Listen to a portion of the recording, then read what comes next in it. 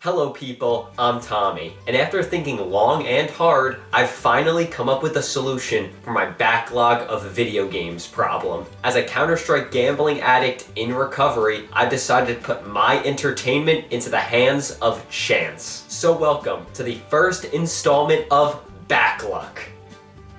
Gambling is the only thing that makes me happy. Just spin the wheel and let Lady Luck decide, and oh, will you look at that? Bubble Bobble. I've heard tons about this game, and it's one that I've wanted to jump into for a while. So let's get right in and see what's the deal with Bubble Bobble. Originally an arcade game, Bubble Bobble would be released on the NES in 1988 in North America. You fire the bubbles, you kill the enemies. Simple stuff.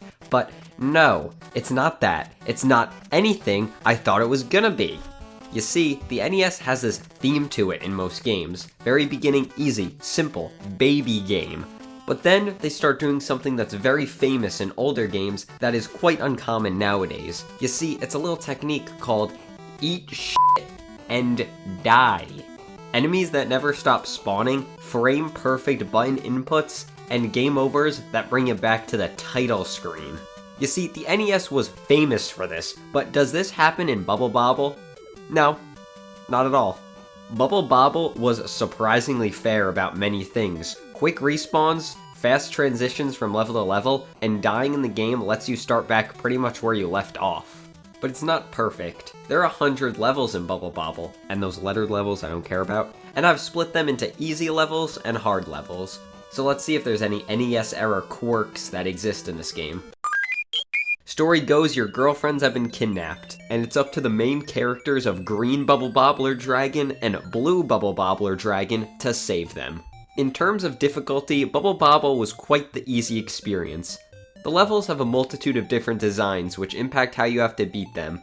Some levels you'll just have to simply bubble the enemy and then kill them. Others force you to use the power-ups in the game, like the electric, water, or fire abilities.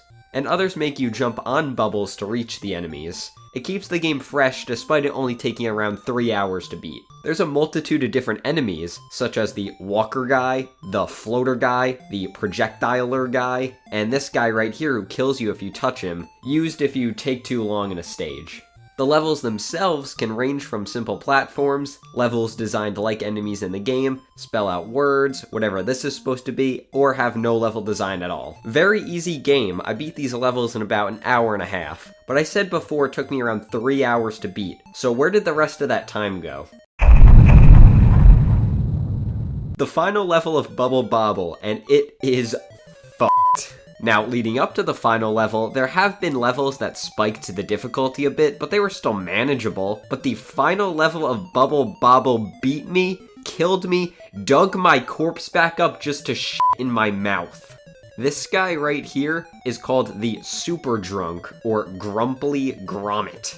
And Mr. Drunk over here's got your girlfriends trapped, and it's up to you to defeat him by hitting him 60 times. Realizing that number right up there was his health bar made my heart sink.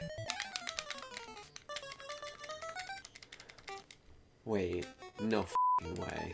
Is that what I think it is? Please don't tell me that 60 is a f***ing health bar. And that's when it hit me.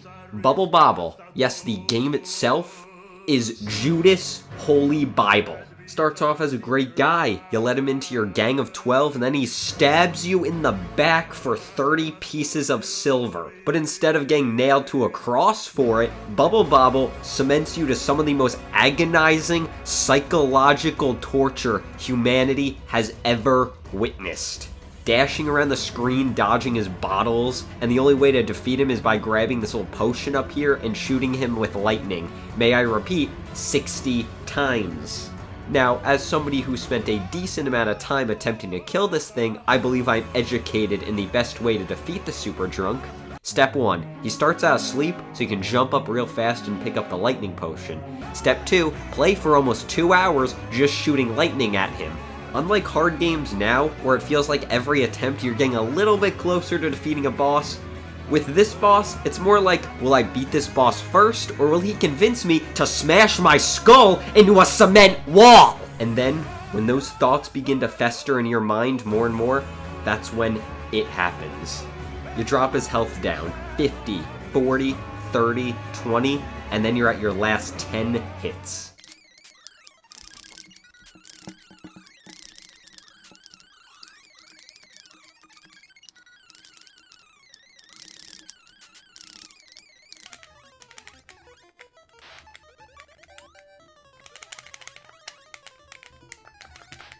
Oh, thank God!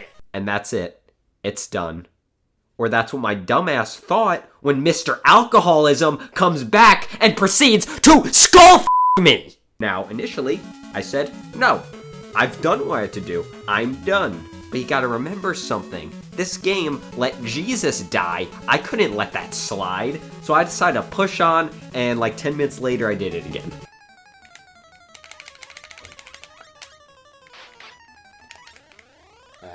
God damn. I did it twice. That's how much I f***ing hated this game. Bad end. This is not a true end. Take the magic crystal ball and you'll find the door to secret road. No, we're done. Yeah, so I got the bad ending, but you know what? So did Judas. So I'll take it. This game right here knocked a good 10 years off my life from just one level.